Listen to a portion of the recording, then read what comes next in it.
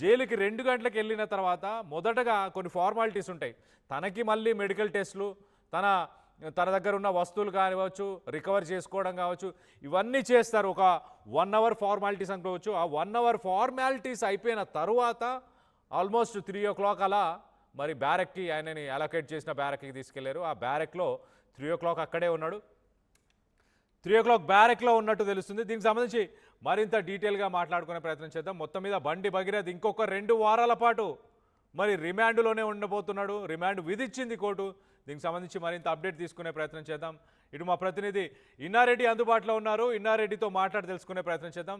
ఇన్నారెడ్డి చెప్పండి, రాత్రి సరిగ్గా నిద్రపోలేదు, ఉదయం బ్రేక్ఫాస్ట్ని రిజెక్ట్ చేశాడు, అలానే లంచ్ని కూడా రిజెక్ట్ చేశాడు. అంటే జైల్ ఫుడ్కు తనకు సెట్ అవ్వదు అనుకుంటున్నాడా?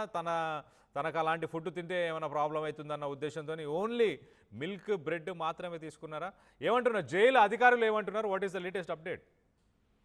కళ్యాణ్, బండి భగీరథ దాదాపుగా 14 రోజుల పాటు రిమాండ్ విధించిన నేపథ్యంలో ఆ జైల్లో అంటే ఎవరితో మాట్లాడకుండా ముఖభావంగా ఉన్నాడని చెప్పేసి, అలాగనే ఏదైనా పలకరించినప్పుడు కూడా ఆయన సమాధానం అనేది అడిగిన దానికి తప్పించి సమాధానం చెప్పకుండా, తర్వాత అలాగనే చాలా బాధపడుతున్నట్టుగా ఉన్నట్టు తెలుస్తా ఉంది. అలాగనే ఫుడ్ విషయంలో కూడా అతను ఎక్కడ కూడా అడిగిన దానికి వద్దను లేదు అని చెప్పేసి కూడా చెప్పడం, అతన్ని సాధారణ జైల్లోనే ఉంచినట్టు కూడా ప్రస్తుతం అధికారులు చెప్తున్న దాని ప్రకారం అయితే మనకు అర్థమవుతా ఉంది. సో మొత్తం మీద జైలు మొదటి రోజు జైలు జీవితంలో బండి భగీరథ చాలా ముఖభావంగా, తర్వాత చాలా బాధపడ్డట్టుగా, అంటే ఎవరితో మాట్లాడకుండా సపరేట్ గా ఉండడం తెలుస్తా ఉంది. పోలీసులు కూడా అంటే ఆ జైలు అధికారులు కూడా చుట్టుపక్కల ఎవరు రాకుండా, తర్వాత ఎవరు కూడా మాట్లాడకుండా, ఎందుకంటే బండి సంజయ్ కొడుకు కాబట్టి కొన్ని విషయాలు ఏమన్నా అటాక్స్ లాంటివి ఏమైనా జరుగుతాయి, ఎందుకంటే మొత్తం చుట్టుపక్కలంతా కూడా క్రిమినల్స్ ఉంటారు కాబట్టి తను చేసిన పని ఆల్రెడీ తెలిసే ఉంటుంది న్యూస్ ద్వారా. సో ఈ రకంగా అమ్మాయిని ఇలా చేశారని చెప్పేసి టార్చర్ పెట్టడం కానీ, తర్వాత ఏడిపించడం కానీ లాంటి జరుగుతాయేమో అని చెప్పేసి నేపథ్యంలో ఎవరు అందుబాటులో లేకుండా ప్రత్యేకమైన బ్యారక్లో కూడా పెట్టినట్టు తెలుస్తా ఉంది. మొత్తం మీద ఇతను విషయంలో మాత్రం మొత్తం కేర్ తీసుకున్నా కూడా బండి భగీరథ జైల్లో చాలా ముఖభావంగా ఉన్నాడు, ఫుడ్ కూడా సరిగా తీసుకోవట్లేదు అని చెప్పని కూడా జైలు అధికారులు చెప్తా ఉన్నారు. Kalyan, right Inna Reddy, thanks for the latest update. మొత్తం మీద సిరీస్ ఆఫ్ ఈవెంట్స్ ఒక్కసారి మనం చూస్తే, ఇన్నారెడ్డి ఇవాళ అతన్ని కలవడానికి ఎవరు వచ్చే అవకాశం ఉంది? అంటే ప్రస్తుతం అయితే మాత్రం మనం ఓవరాల్ గా చూస్తే ఎవరు కూడా రాలేదు అని ములాఖత్తుగా చెప్పేసి తెలుస్తా ఉంది. దీనిలో కళ్యాణ్ ప్రధానంగా మనం గమనించాల్సిన విషయం ఏంటంటే ఇక్కడ కొన్ని చాలా కీలకమైన అంశాలు ఉన్నాయి. కళ్యాణ్, ఈ బండి భగీరథ నుంచి స్వాధీనం చేసుకున్న ఫోరెన్సిక్ ల్యాబ్ పంపితే చాలా కీలకమైన అంశాలు, అంటే డిలీట్ చేసినా కూడా రిట్రీవ్ చేయగల టెక్నాలజీ ఉంది కాబట్టి చాలా కీలకమైన అంశాలు, అంటే ఇప్పుడు బయటపడ్డ ఫొటోస్ వ్యవహారం కావచ్చు, తర్వాత అతనికి కమ్యూనికేషన్ లో ఉన్న వ్యక్తుల వ్యవహారం కావచ్చు, తర్వాత ఓవరాల్ గా అతని యొక్క ఎవరైనా సరే కళ్యాణ్ ప్రస్తుతం అయితే ఉన్న సిచ్యువేషన్ లో మన గురించి తెలుసుకోవాలి అనుకుంటే, మన గురించి కనుక్కోవాలనుకుంటే మనం మొబైల్ తీసుకుంటే చాలు అన్ని విషయాలు బయటకు వస్తాయని చెప్పిన విషయం తెలుస్తా ఉంది. అలాగనే బాధితురాలు తల్లి సమర్పించిన ఆధారాలను కూడా ప్రస్తుతం ఎఫ్ఎస్ఎల్ పంపించారు. ఇదే కాకుండా భగీరథను 10 రోజుల పాటు పోలీస్ కస్టడీకి కావాలని చెప్పని కూడా పోలీసులు ఈ రోజు పిటిషన్ దాఖలు చేయడం నేపథ్యం కనిపిస్తా ఉంది. అలాగనే ఇంకా ఈ కస్టడీ తీసుకున్న తర్వాత కొత్త ఆధారాలు కూడా సేకరించేందుకు పోలీసులు ప్రయత్నం చేస్తున్నారు. అలాగనే దీంట్లో బాధితురాలు ఫిర్యాదులో పేర్కొన్న అంశాలు ఏమైతే ఉన్నాయో ఆ అంశాల ఆధారంగా సీన్ రీకన్స్ట్రక్షన్ చేయడానికి కూడా బండి భగీరథ తీసుకెళ్లే అవకాశం కూడా ఉందని చెప్పి తెలుస్తా ఉంది. ఈ రకంగా చూస్తే మొత్తం మీద బండి భగీరథ కేసులో ఈ రోజు నుంచి పూర్తి స్థాయి ఎవిడెన్స్ సేకరించే పనిలో పోలీసులు ఒక వ్యూహాత్మకంగా ముందుకెళ్తా ఉన్నారు. 10 రోజుల కస్టడీ మీద కోర్టు తీసుకున్న నిర్ణయం ప్రకారం వాళ్ళు ఫర్దర్ గా యాక్షన్ ప్లాన్ కూడా తయారు చేసుకుని తెలుస్తా ఉంది.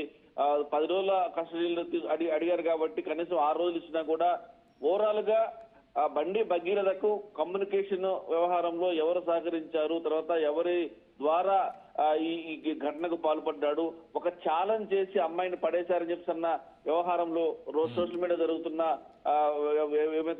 ఏమైతే రకరకాల గాసిప్స్ ఉన్నాయో అవన్నీ కాకుండా బాధితురాలు ఇచ్చిన సమాచారం ప్రకారము పిన్ టు పిన్ ఎక్కడ జరిగింది, ఎలా జరిగిందన్న విషయంలో రీకన్స్ట్రక్షన్ చేయటమే కాకుండా మొబైల్లో ఉన్న డేటా సేకరించడం.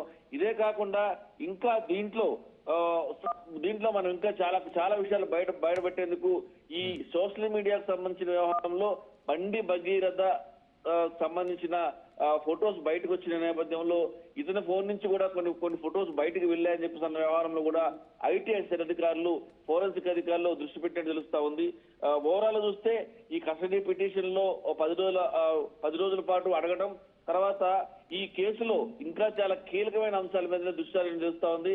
ఆ జైలు జీవితం మనం ఒకసారి పరిశీలిస్తే బండి భగీరథ మాత్రం నిన్న ఆదివారం కూడా ఎవరు కూడా ములాఖత్తుకు రాలేదు. అలాగనే ముఖభావంగా ఉన్నాడు.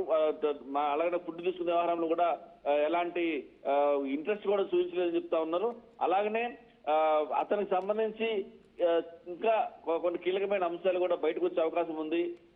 బండి భగీరథకు ఎలాంటి స్పెషల్ సెల్ ను మేము ఏర్పాటు చేయలేదు, ఒక సామాన్య ఖైదీలాగా చూస్తున్నామని చెప్పని కూడా జైలు అధికారులు చెప్తున్న పరిస్థితి మనం గమనించవచ్చు. కళ్యాణ్, అయితే ఇన్నారెడ్డి ఇవాళ అంటే నిన్న నైట్ నుంచి మనం ఒకసారి చూస్తే కనుక తను భోజనాన్ని రిజెక్ట్ చేస్తున్నాడు, టిఫిన్ని రిజెక్ట్ చేస్తున్నాడు, ఫుడ్ని రిజెక్ట్ చేస్తున్నాడు.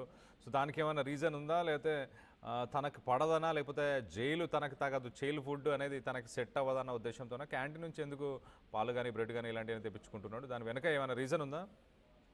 అంటే జనరల్ గా ఇదంతా కూడా ఊహించని పరిణామం కళ్యాణ్. ఎందుకంటే ఒక రంగం చెప్పంటే గోల్డ్ స్పూన్ తో పుట్టి ఇప్పటి వరకు కూడా లైఫ్ ని ఎంజాయ్ చేసిన వ్యక్తి ఒక్కసారిగా జైలు పాలైన తర్వాత జైలు జీవితం అనేది చాలా దారుణంగా ఉంటుంది. అంటే అక్కడ హెరాస్మెంట్ చేసి కొడతారని కాదు, కానీ లైఫ్ లో ఎక్కడికైతే వెళ్ళకూడదో, లైఫ్ లో ఎక్కడికైతే వెళ్లకుండా ఉండాలో అక్కడికి వెళ్లాల్సిన పరిస్థితి వచ్చినప్పుడు ఆ పరిసర ప్రాంతాలని ఆకలింపు చేసుకోవడం అనేది కొంత సమయం తీసుకుంటుంది. అందుకే తను పాలు బ్రెడ్ ఓన్లీ క్యాంటీన్ నుంచి తెచ్చుకుంటానని చెప్పని కూడా తెలుస్తా ఉంది. అలాగనే ఇతను ములాఖత్తు కూడా ఎవరు రాలేదు, సండే కూడా ఎవరు రాలేదు. సో ఇవన్నీ ఏమైందంటే ఒక మానసికమైన స్ట్రెస్ గురవుతారు. లోపలికి వెళ్ళగానే ఒక ఒంటరిగా ఫీల్ అవ్వడం, తర్వాత ఇంత పలుకుబడి ఉంది, తర్వాత ఇంత పెద్ద నెట్వర్క్ ఉంది, ఇంతమంది ఫ్రెండ్స్ ఉన్నారు, ఇప్పటిదాకా లైఫ్ అంతా కూడా ఒక ఎంజాయ్ మూడ్ లో ఆయన ఏది కావాలంటే అది అందుబాటులోకి రావడం, ఏది కావాలంటే అది తెచ్చుకోగలిగిన కెపాసిటీ ఉండటం. కానీ ఇప్పుడు మాత్రం ఎవరు తన కోసం ములాఖత్తు కోసం రాకపోవడం అనేది ఒక డిప్రెషన్ కి ఒక రకమైన కారణమై ఉండొచ్చు. అలాగనే మరోవైపున ఈ జైలు జీవితం అనేది ఊహించుకుంటాం. అంటే మనం చూస్తాం జనరల్ గా బండి భగీరథ లాంటి వాళ్ళకి ఈ జైలు జీవితం ఎలా ఉంటుందనేది కూడా తెలుసుకోవాల్సిన అవసరం కూడా లేదు.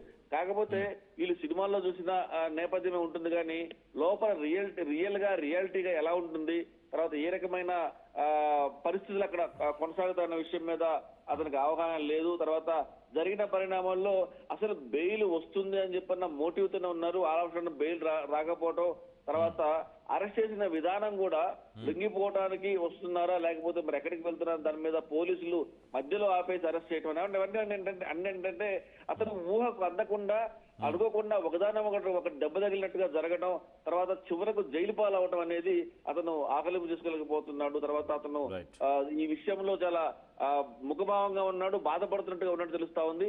మరి ఈ రోజు మరి ఒక్కసారి మీరు లైన్ లోనే అలానే ఉండండి. బండి భగీరథ్ కేంద్ర మంత్రి కొడుకైనా సీఎం కొడుకైనా చట్టానికి ఎవరు చుట్టం కాదు అన్నదానికి ఇది నిదర్శనం అనుకోవాలి. పోలీసులు చాలా క్లియర్గా, జైలు అధికారులు చాలా క్లియర్గా కేంద్ర మంత్రి కొడుకైనా కూడా ఒక నార్మల్ బ్యారెక్లోనే ఉంచాము. ఎందుకంటే ఆయన ఒక సివిలియన్ లానే ట్రీట్ చేస్తున్నారు. సాధారణమైన ఫుడ్, సాధారణమైన అకామిడేషన్, సాధారణమైన ట్రీట్మెంట్ మాత్రమే ప్రొవైడ్ చేస్తున్నారు. So this is a example for people who have lost confidence. బండి భగీరథని అరెస్ట్ చేయలేదు, చట్టం పని చేయట్లేదు, చట్టం తన పని తాను చేయలేకపోతుందా, చట్టానికి కేంద్ర మంత్రి కొడుకు చుట్టంగా ఉండబోతున్నాడా అంటూ విమర్శలు వచ్చాయి. క్లియర్గా ప్రూవ్ అయింది. జ్యుడిషియరీ ముందు ఎగ్జిక్యూటివ్ బాడీ కావచ్చు. సాధారణంగా జ్యుడిషియరీ ముందు ఎగ్జిక్యూటివ్ బాడీ అనంటే మన మంత్రులు కూడా ఎగ్జిక్యూషన్ బాడీ కిందకు వస్తారు. సో జ్యుడిషియరీ అప్పర్ హ్యాండ్ని చాలా క్లియర్గా చూపిస్తుంది. జడ్జ్ తీసుకున్న డెసిషన్ కానీ బెయిల్ విషయంలో